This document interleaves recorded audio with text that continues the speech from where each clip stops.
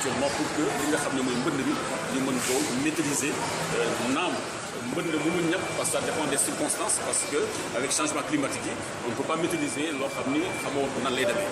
mais dans toute état de cause am na loo xam ni dañ mën nañu ko prévoir ci li nga xam ni moom la ñu mën a maîtriser mooy lan mooy ouvrage yi ñu am sur place ak ouvrage yoo xam ne mën nañ ko densifier donc ci loolu la ñu nekk en tout cas pour ONAS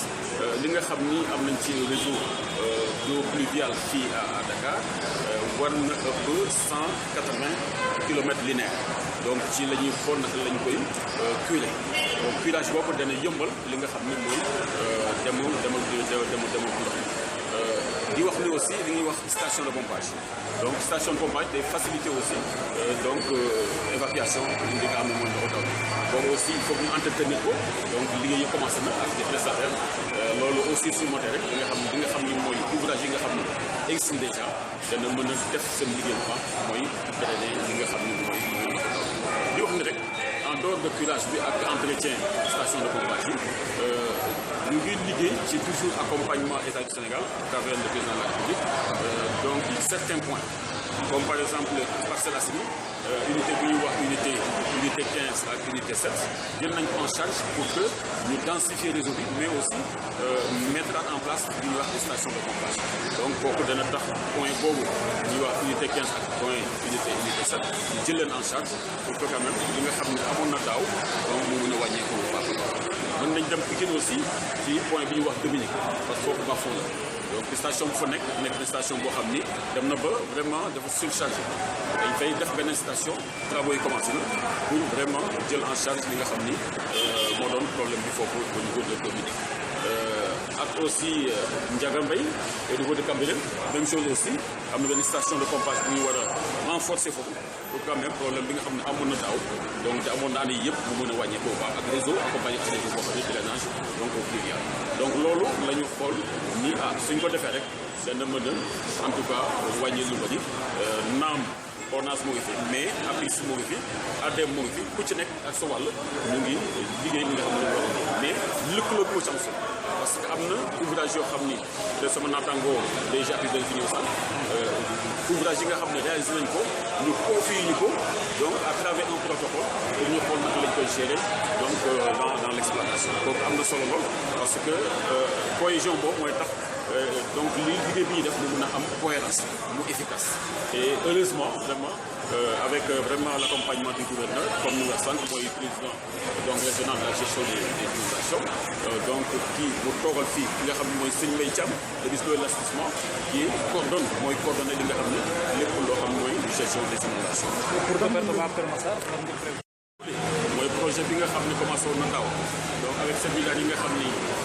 15 milliards yi nga xam ni président de la République mettre na ko à disposition et ADEM mooy maître d'ouvrage délégué mu ngi travail ak ñi nga xam ne ñooy entreprise yi yaakaar naa ni actuellement réalisation yi avancé na baax a baax maintenant li ci des mooy deuxième phase bi nga xam ne mooy le projet global projet 2 bi avec la Banque mondiale kooku dana tax li nga xam ni mooy réseau primaire bi mooy intersecteurs yi donc su paree mais dana des li nga xam ni mooy réseau secondaire mooy jóge ci quartier yi mooy jóge ci kër yi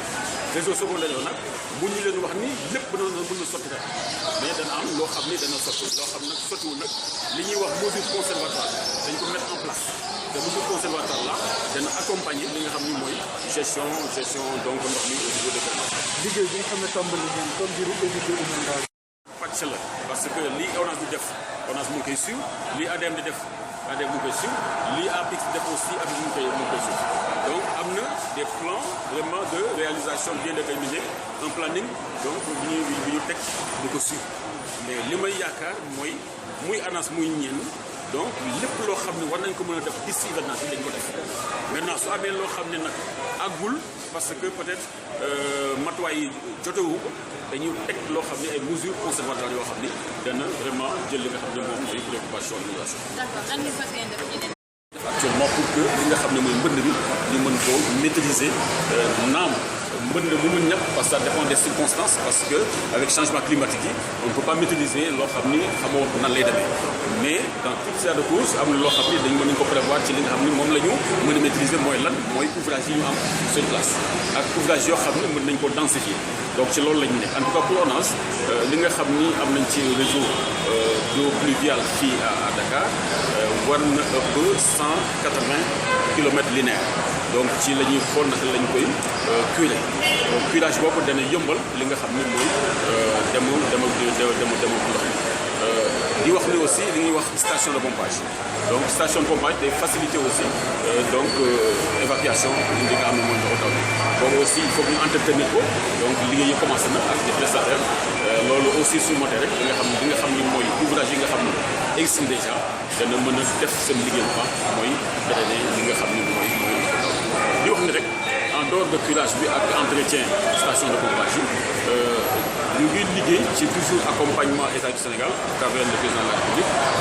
donc certains points comme par exemple Parcelles Assainies unité bu ñuy wax unité 15 ak unité 7 jël nañ ko en charge pour que ñu densifier réseau bi mais aussi mettre en place li ñuy wax station de pompage donc kooku dana tax point boobu ñuy wax unité 15 ak point unité 7 ñu jël leen en charge pour que quand même li nga xam ne amoon na daaw donc mu mën a wàññeeku bu baax a baax mën nañ dem Pikine aussi ci point bi ñuy wax Dominique parce que foofu baaxoo la donc station bu fa nekk station boo xam ni dem na ba vraiment dafa surchargé dañ fay def benn station travaux yi commencé na pour vraiment jël en charge li nga xam ni moo doon problème bi foofu au niveau de Dominique ak aussi Ndiaga Mbaye au niveau de Cambérène même chose aussi am na benn station de pompage bu ñu war a renforcer foofu pour quand même problème bi nga xam ne amoon na daaw donc te amoon naa ne yëpp mu mën a wàññeeku bu baax ak réseau accompagné ak réseau boo xam ne drainage donc pluvial donc loolu la ñu xool ni suñ ko defee rek dana mën a en tout cas wàññi lu bëri naam ONAS moo ngi fi mais APIX moo ngi fi ADEM moo ngi fi ku ci nekk ak sa wàll ñu ngi liggéey li nga xam ne war a mais lëkkaloo moo ci am solo parce que am na ouvrage yoo xam ni de sama naataangoo déjà puis dañ fi ñëw sax ouvrage yi nga xam ne réalisé nañ ko ñu confié ñu ko donc à travers un protocole pour ñu xool naka lañ koy gérer donc dans l' exploitation kooku am na solo lool parce que cohésion boobu mooy tax donc li liggéey bi ñuy def mu mën a am cohérence mu efficace et heureusement vraiment avec vraiment l' accompagnement du gouverneur comme ni nga sànq mooy président donc régional de la gestion des inondations donc kii mu toogal fii ki nga xam ne mooy sëñ Mbaye Thiam le ministre de l'assainissement qui mooy coordonné li nga xam ne lépp loo xam mooy gestion des inondations. pour département Kër Massar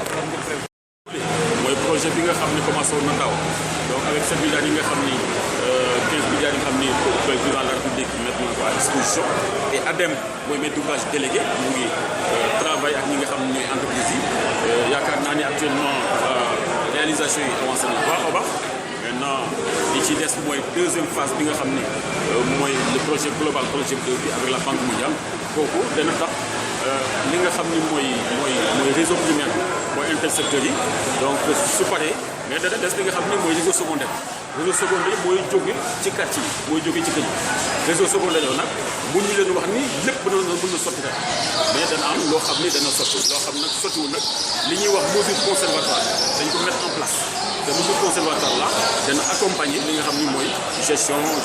donc ndox mi au niveau de Kër Massar. liggéey bi nga xam ne tàmbali ngeen comme ngir éviter inondation. pàcc la parce que lii ONAS di def ONAS mu ngi koy suivre lii ADEM di def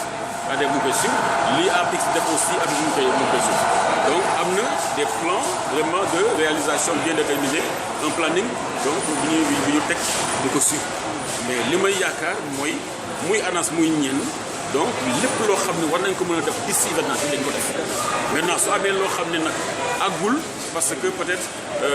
matuwaay yi jotewu ko dañuy teg loo xam ne ay mesures conservatoires yoo xam ni dana vraiment jël li nga xam ne moom mooy préoccupation inondation. D'accord.